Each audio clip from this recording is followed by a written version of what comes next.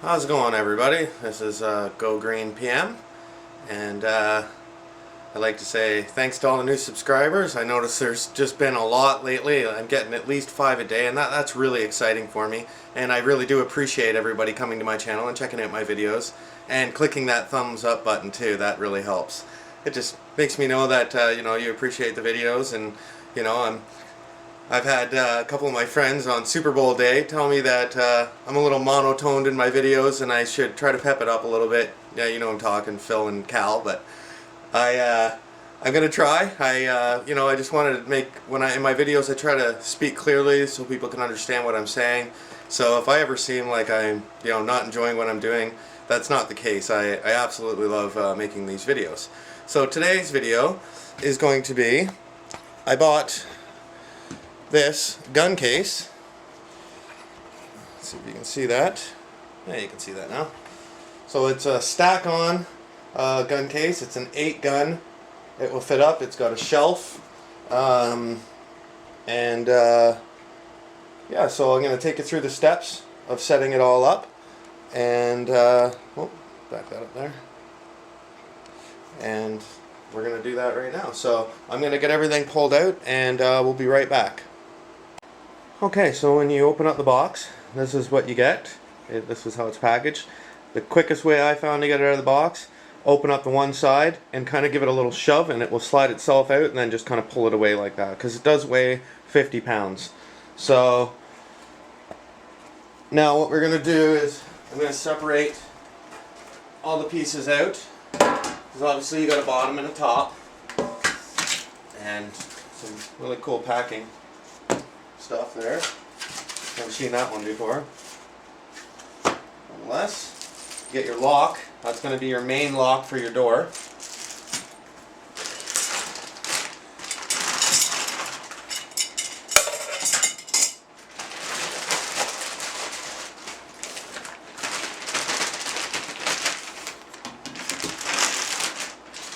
That, I think, is the shelf. And then it gives you some foam. Foam goes on the bottom, and then these go on the side, and that's where your rifles will rest into. There's a spot for 8 rifles to fit through, or fit in that foam. So get your bag of hardware. So now that I know what the hardware is, I'm going to get my wrench, and we'll be back here in a couple of seconds. So yeah, here's the door. Nice heavy duty door too, actually. So I'm gonna just run out and we'll be back here in a couple of seconds. Okay, sorry about the mess in here. But yeah, so it's 11 millimeter. Now I'm using a drill with a socket on the end, and I do have a wrench. Just makes it a little quicker with the drill. So now all these hex heads are pretty self-explanatory. They're all the square holes that you see everywhere. So, and they're all down each side. So you want to do that, and then you want to put a lock washer on.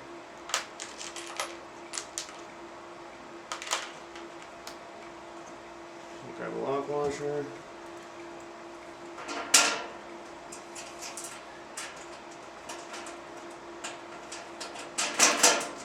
So you go along, and then there's a square hole.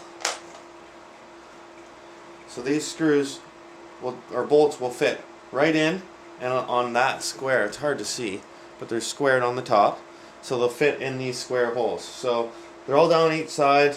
So I'm gonna do that, and we'll be back here in a second. Okay, so now to get this bottom piece on here, you just slides in there nice, and then it rests on these back bolts, and same idea. It's got these same bolts that you put through with the lock washers and the 11 mil nut again. Nice and simple and clean, this unit actually. It's not, it doesn't take a rocket scientist to put this together, that's for sure. So there's 1, 2, 3, 4. A couple on the sides and a couple on the back. So I'm going to do them, and then I'm going to flip it over and do the other side, and then we'll start working on the door and all of the other stuff. So, be right back. Okay, now that I've got the top and the bottom and the sides all together and the back, so now you can see that it's turning into a cabinet. And I wanted to say too, the reason that they use these carriage bolts with onto the square tops on them is that now that this is put together, there is no way that you could break into this because it's all flush on the outside. So that is a very smart design that they did. And so the next thing to do is to put this little shelf in here. Now, in the picture, it makes it seem that this is a much bigger shelf than it actually is. As you can see, it's pretty tiny. I don't know how much of anything you're going to fit on there, but it is what it is. So, that goes in and it lines up with those holes. And they use these screws. They're a Phillips head, so I can tell this was made in the United States. I'm up here in Canada, so we don't use Phillips, we use Robinson. Just a much better screw than Phillips, but that's debatable on who you ask. So, you put these nuts on with a built-in washer on the actual nut, which is right here. So I'm going to do that next. Get these 4 bolts in, and then we're going to go ahead and start doing the door part of it. So, be back here in a couple of seconds. Okay, so now I got that little shelf in there. And it's, like I said, it's pretty tiny. So now, the door has this piano hinge on here. And the nice thing about this is that when this door is on here, once again, you can't get to these bolts to unlatch or to undo this door. So the door just bolts on through all these little holes with the Phillips head again with the small nuts.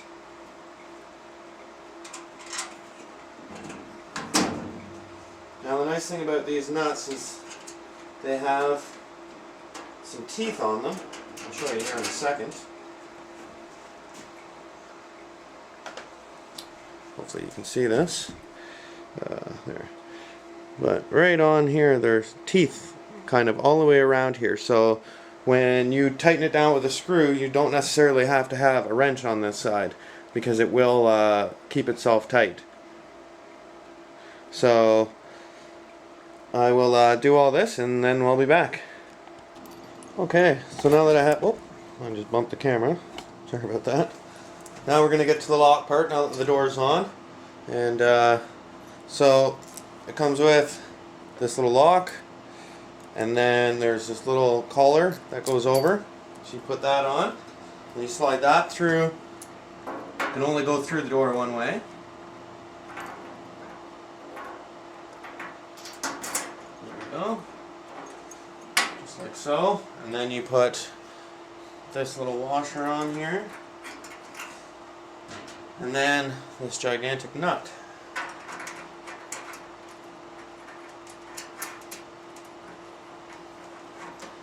Now you want to make sure you get this threaded on here, right? You don't want to mess these threads up.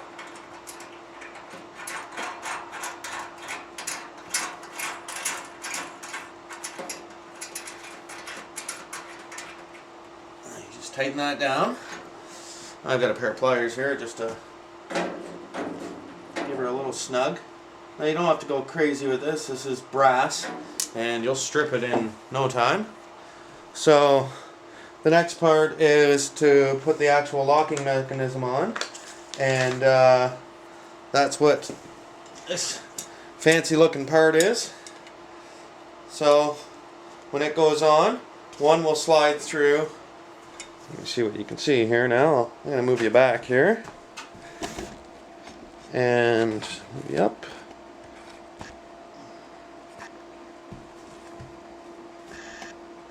Using this new tripod, so I'm still getting used to getting everything adjusted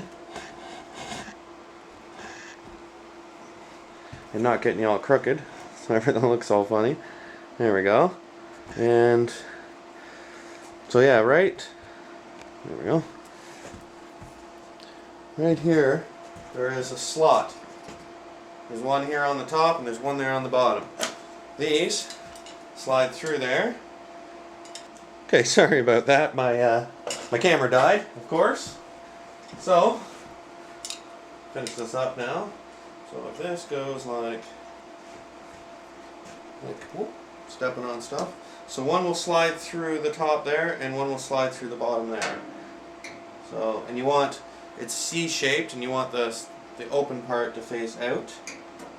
There's that one.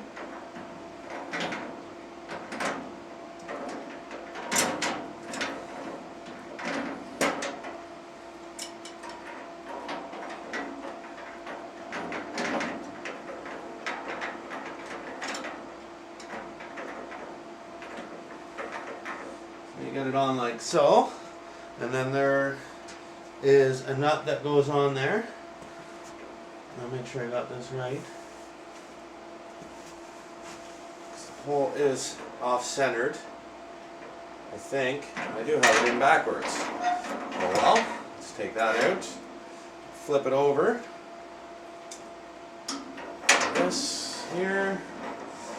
Put it in here. There we go, now it seems to fit a little better. And then this nut goes on there, like so. I'm not sure if that's 11 mil. Why would they do that? That would only be smart, right? Like they would change the nut right at the end. But they do. Nonetheless, tighten up here.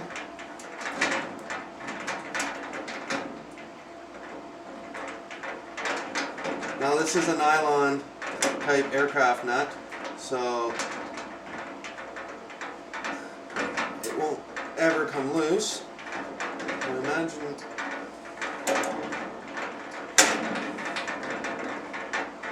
There you go. Okay. So now the whole locking system is done. So now I put that in there, pull that out, and now you can't get in. Now it's locked up. Key in, pulls those latches away, and there you go.